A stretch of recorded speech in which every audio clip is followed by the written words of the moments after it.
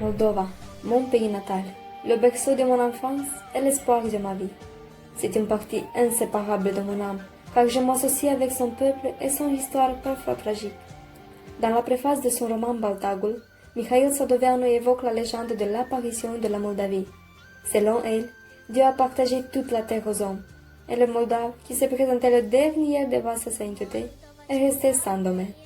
Alors, le Seigneur a eu pitié de lui et a cédé un petit coin de son paradis à notre peuple.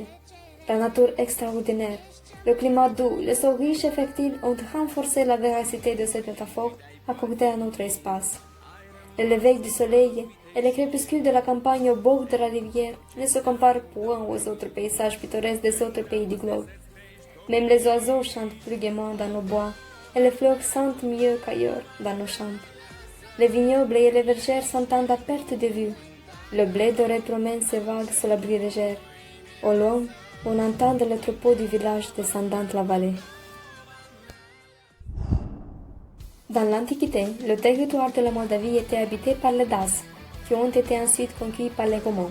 Cependant, le territoire a été fortement affecté par l'invasion des Goths, des Huns, des Gépis, des Avars, des Slaves et des Tartares, ce qui a marqué l'histoire de Moldavie depuis le IVe siècle jusqu'au XIIe siècle. Au XIVe siècle est fondée la terre de Moldavie, qui au siècle prochain serait sous l'influence politique du royaume de Hongrie, du royaume de Pologne et de l'Empire ottoman.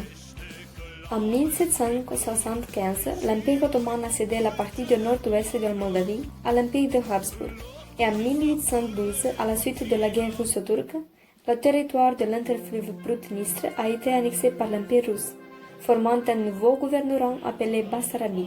La Bassarabie a rejoint la Roumanie en 1918, mais a été cédée à l'Union soviétique en 1940 pour former la République socialiste soviétique moldave.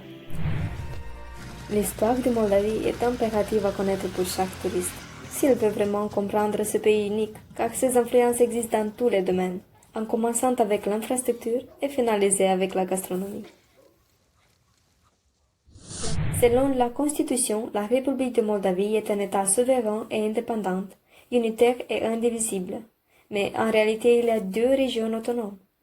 Tout le territoire de la Gagauzia faisait partie du royaume de Roumanie au début du XXe siècle, avant d'être découpé en Union soviétique pendant la Seconde Guerre mondiale. Alors que l'Union soviétique commençait à se désintégrer, la Gagaouzie a déclaré son indépendance. Selon quelques théories, un clan de Turcs oghouze a migré vers les Balkans lors des conflits intertribaux avec d'autres Turcs. Ce clan s'est converti de l'islam au christianisme orthodoxe, après de s'être installé dans la Bulgarie médiévale, et a été appelé les Turcs gagauzes. Après la dissolution de l'Union soviétique, les tensions entre la Moldavie et le territoire transnistrien séparatiste ont dégénéré en conflit militaire qui a commencé en mars 1992 et a été conclu par un pacte de cessez-le-feu en juillet de la même année. Bien que le pacte a été respecté, le statut politique du territoire n'est toujours pas résolu, mais de facto est doté de son propre gouvernement, parlement, armée, police, système postal, monnaie et immatriculation des véhicules. Chisinau est connue comme la plus verte capitale de l'Europe. En effet, à la première vue, c'est la verdure qu'attrape le regard. À la deuxième vue, il semble avec toutes les fausses capitales de l'Union soviétique, avec l'exception des inscriptions latines. Beaucoup d'immeubles ont été construits pendant les directions de Staline et Khrushchev. La majorité des touristes qui visitent pour la première fois Chisinau semblent être surpris de voir les nombreux restaurants de luxe, les voitures chères et les magasins avec tout genre de production. La République de Moldavie a vraiment une économie à revenus faible. Bien qu'elle soit le pays le plus pauvre d'Europe, la Moldavie a accompli des progrès substantiels dans la réduction de la pauvreté et la promotion d'une croissance économique partagée depuis les années 2000. A sosit timpul să facem dreptate și poporului nostru. Vă îndemn să adoptați anume acea hotărâre care să coincide cu năzuința poporului. Trăiască Moldova independentă! En 1991 se déclarait l'indépendance de la République de Moldavie. En 1994 est adoptée la Constitution de la République de Moldavie et en 1995 l'hymne Limba Noastră.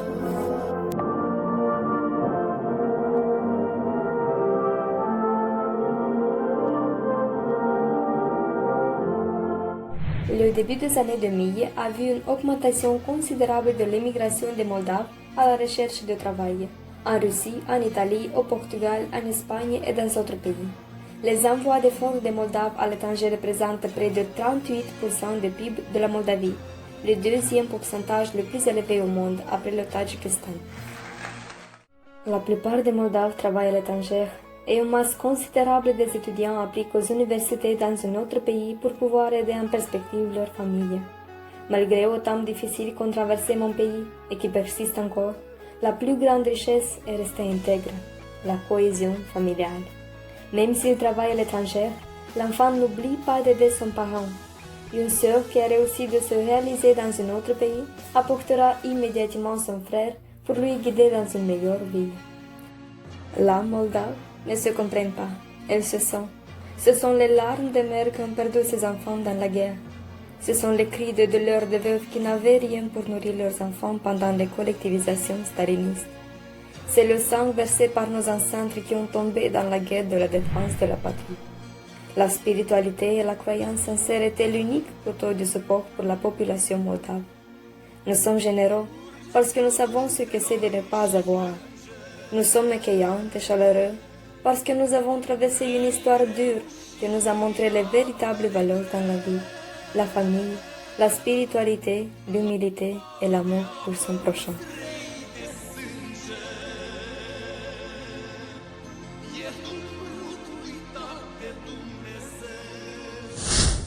La terre est la plus grande richesse de Moldavie.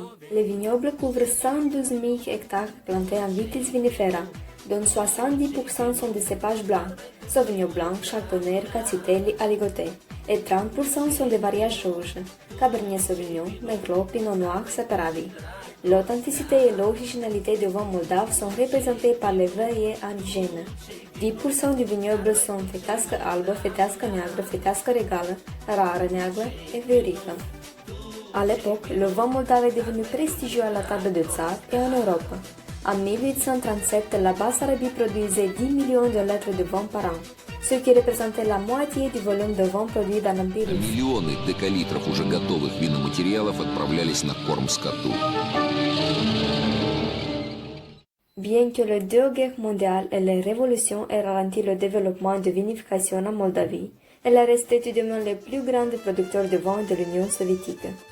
Dans les années 1960, des galeries souterraines ont été aménagées en cave pour devenir des lieux de légende et d'incroyables attractions touristiques, par exemple Cricova, Brănești et Milești Mici. Culturellement, les Moldaves qui ont une conception encore traditionnelle de la cuisine voient difficilement un repas sans viande, légumes, fromage et salade. Le résultat donne un large choix de plats cuisinés appétissants, complets et nourrissants pour tout le monde. Les plaisirs sont d'autant plus variés que la cuisine associe des influences multiples, liées à la géographie et à l'histoire du pays. Spécialités ukrainiennes, bulgares, turques, russes bien sûr, mais aussi grecques, allemandes et encore françaises et italiennes, offrent un panel de dégustation diversifié.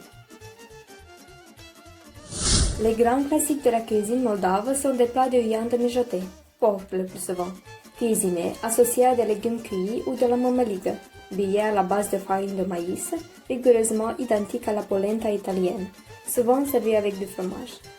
Les incontournables et oh, combien délicieuse soupe, la zama, typiquement moldave, ou le borщ, typiquement ukrainien. Depuis toujours, les Moldaves font des approvisionnements pour l'hiver, toutes sortes de conserves à partir de légumes et jusqu'à viande. Les Moldaves sont de grands consommateurs de thé et de cette fameuse compote, qui est en réalité une boisson à base de fruits bouillis dans l'eau et du sucre. Cette boisson délicieuse est finalement pas si sucrée et d'une pâte naturelle et très désaltérante l'été. Le peuple moldave est riche en traditions qu'il possède. Avec leur aide, nous sommes uniques et spéciaux. L'une des coutumes les plus importantes est de rencontrer les invités avec du pain, du sel et un verre de vin. De cette façon, nous montrons tout le respect et la chaleur avec lequel nous vous recevons dans nos maisons. Une catégorie importante du cycle de jours de fête est celle à caractère religieux. Tout d'abord, voici ceux dédiés à notre Seigneur, le Noël, l'Épiphanie et l'Ascension. Lorsqu'on parle de coutumes, il convient de délimiter les traditions familiales de celles liées aux fêtes publiques. Les traditions familiales représentent avant tout les plus importants événements dans la vie: le baptême, la célébration des anniversaires, le mariage. Le patrimoine culturel du pays a été marqué par de nombreuses églises et monastères construites par le souverain moldave Étienne le Grand au XVe siècle, par les œuvres de la Renaissance métropolitaine suivante Varlam de Sortei et celles de chroniqueurs tels que Dimitrie Cantemir, Grigore Oreche, Miron Costin, Nicolae Milescu et Ion Neculce. Au XIXe siècle, les Moldaves de territoire de la principauté médiévale de Moldavie ont contribué de manière signifiante à la formation de la culture romaine moderne. Parmi eux, de nombreux bassarabiens tels que Alexandru Donici, Costache Negruzi, Aleco Rousseau, Constantin Stere, Bogdan Petrececu Hajdeu, etc. Mihai Eminescu, un poète romantique tardif, et Ion Creangă, un écrivain, sont les autres artistes de langue romaine les plus influents, considérés comme des écrivains nationaux en Roumanie et en Moldavie. Parmi les musiciens classiques les plus éminents, on compte Maria Vieșu, l'une des plus grandes sopranos du monde et lauréate du Japan International Competition.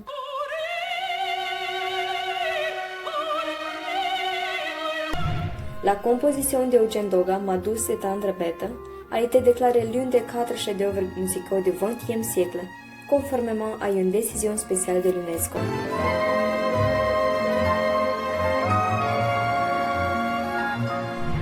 Emil Loteanu a été le meilleur réalisateur du XXe siècle dans le cinéma moldave, étant comparé seulement avec Nikita Mikhalkov, le chef de l'Union des cinéastes russes. Eugeniu Coșeru est le fondateur de la première école de langue en Amérique du Sud et de la Tübingen Language School, père de ce qu'on appelle aujourd'hui la linguistique intégrale. Ilya Mechnikov est crédité de la découverte de phagocytes en 1882. Cette découverte s'est avérée être le principal mécanisme de défense de l'immunité innée. Lui et Paul Ehrlich ont reçu conjointement le prix Nobel de physiologie au médecin en 1908.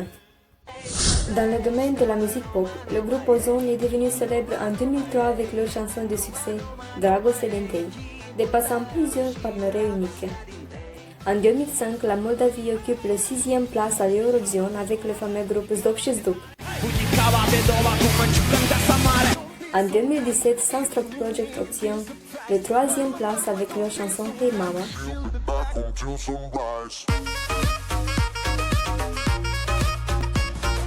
Et en 2018, les Moldaves de Doredos ont obtenu de la part des organisations de l'Eurovision la diplôme pour la présentation la plus compliquée du point de vue technique. La vie continue malgré l'étape difficile qui traverse mon peuple. Pauvre pays riche, exclamait le poète. Malheureusement, cette caractéristique est valable de nos jours. Il y a encore tant de problèmes de résoudre pour obtenir le titre d'un État européen, bien que nous y soyons du point de vue géographique. Chargée d'une histoire troublée, la Moldavie est un pays qui a gagné sa dignité à travers des batailles et des guerres. Elle n'a jamais cédé à ses ennemis, et l'idéal des habitants de cette merveilleuse terre ne doit dépendre d'aucun intérêt étranger. La seule obéissance connue dans mon foyer ancestral Moldova était devant le Dieu. Le respect dû à la divinité, mais aussi l'amour pour les siens s'exprime à travers les coutumes, les traditions et les fêtes populaires. De magnifiques monastères et églises avec une architecture spéciale se trouvent dans toute la Moldavie. Ces symboles sacres dédiés à la divinité font partie du charme de la Moldavie et lui confèrent une identité unique. Moldova est la patrie de mes ancêtres, mais aussi l'endroit où je me sens le mieux. Pour moi, la Moldavie représente et représentera pour toujours ma maison. Quels que soient les horizons vers lesquels les pas me mèneront, ma patrie, Moldova, sera toujours dans mon cœur et mon âme.